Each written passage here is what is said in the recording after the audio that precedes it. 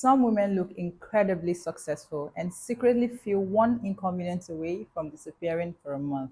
Not because they're being dramatic, but because they're tired in a way that sleep doesn't fix. And the strange part is, the more a woman becomes competent, the less likely people are to notice she's drowning. This is because competence hides exhaustion beautifully. Some women have become so emotionally high functioning, nobody realizes she hasn't relaxed in years. There is a specific reason why so many high achieving women feel chronically exhausted, and this has little to do with poor time management. And this is deeper than productivity and burnout. For so many women, achievement stopped being a goal a long time ago. There is a specific reason why so many high achieving women feel chronically exhausted, and this has little to do with poor time management. It became emotional protection. And once your nervous system starts to treat productivity like survival, rest starts to feel unsafe. We're going to talk about that today. And once you understand this pattern, you will stop seeing yourself as lazy, ungrateful, or unworthy. And you start realizing that your body may have been surviving an identity you were praised for. Everyone knows a woman that is always described as so strong, so driven, and so dependable. That woman is often carrying a level of exhaustion that no one talks about because everyone else is benefiting from her coping mechanism. And high achieving women become very skilled at making overwhelm look normal. They say things like, I'm just tired, I've been busy, oh, I'm fine. Meanwhile, the nervous system is running like a laptop with 48 tabs open. A lot of women learn very early that being emotionally easy to deal with made life smoother, so they adapted. They became hyper independent, emotionally composed, useful, and impressive. High achieving women become very skilled at making overwhelm look normal. They say things like, I'm just tired, I've been busy, oh, I'm fine. Meanwhile, the nervous system is running like a laptop with 48 tabs open. Not necessarily because that is who they are, but because those traits were rewarded. They became hyper independent, emotionally composed, useful, and impressive. Not necessarily because that is who they are, but because those traits were rewarded. Because when a child realizes my worth increases when I perform well, achievement stops being optional. It starts feeling emotionally necessary, and that pattern follows women into adulthood disguised as ambitions. Some women do not struggle with working hard. They struggle at stopping, and those are completely different things. Have you noticed how uncomfortable stillness can feel?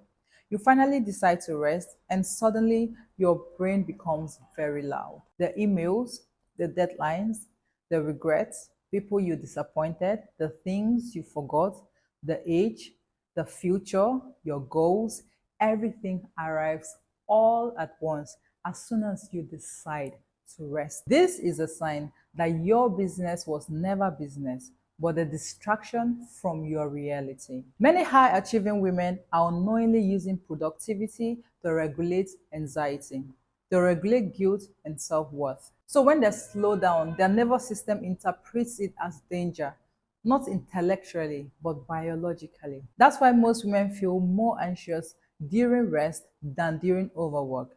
Now read that again, but emotionally, not logically. There is another layer of this exhaustion that is rarely acknowledged: invisible emotional labor, the constant psychological management of life. Remembering everything, monitoring everyone, anticipating problems before they even happen. Being emotionally available even when you feel emotionally empty. Some women are carrying an entire ecosystem in their nervous system, and nobody notices this because they carry it gracefully. The better a woman performs exhaustion, the less likely people are to interrupt that. You can always tell when someone has spent years surviving competence. They always apologize, even while over delivering. They'll help while they're overwhelmed. They say it's okay, even before checking if it actually is. Some women don't even know they're tired until someone treats them gently, and then the body realizes it's been bracing for impact. That moment changes people.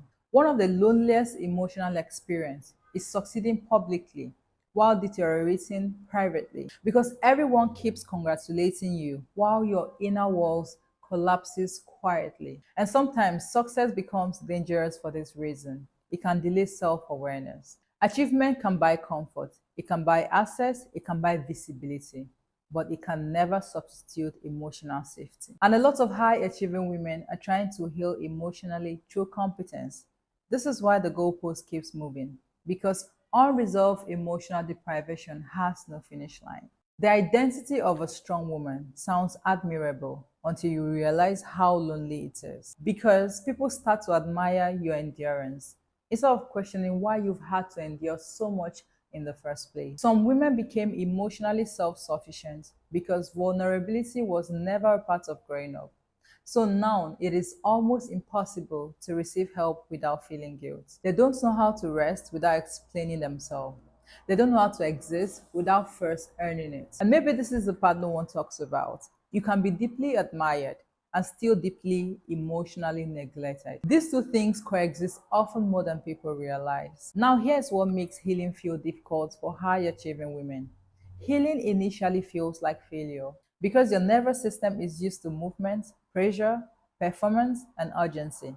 So softness feels like it feels irresponsible, which means healing often starts with incredibly small moments, moments that feel insignificant externally, but revolutionary internally, like not responding immediately, letting yourself disappoint someone, resting before you feel like you deserve it, asking for help without apologizing, allowing something to be unfinished. This moment teach your body something new. I am still worthy, even when I'm not performing. For some women, that is the most radical lesson of all. I think many high achieving women secretly believe that their exhaustion is the price for being extraordinary. But exhaustion is not proof of importance. And suffering is definitely not proof of ambition. You are allowed to build life beautifully without destroying your nervous system to maintain it. You are allowed to be ambitious without self abandonment, successful without emotional starvation, and soft without losing your edge. The goal is not to become less driven. The goal is to stop believing you must earn humanity through exhaustion. If this resonates with you, I want you to leave one honest sentence in the comments. What are you tired of pretending doesn't affect you? Because I think a lot of women are carrying the same pressure while believing they are the only ones struggling to hold it together. And they are not. If you want more conversations on ambitions, nervous system healing, emotional wellness, soft living, and success without burnout, please subscribe. Not for perfection, but for permission to be feminine and human.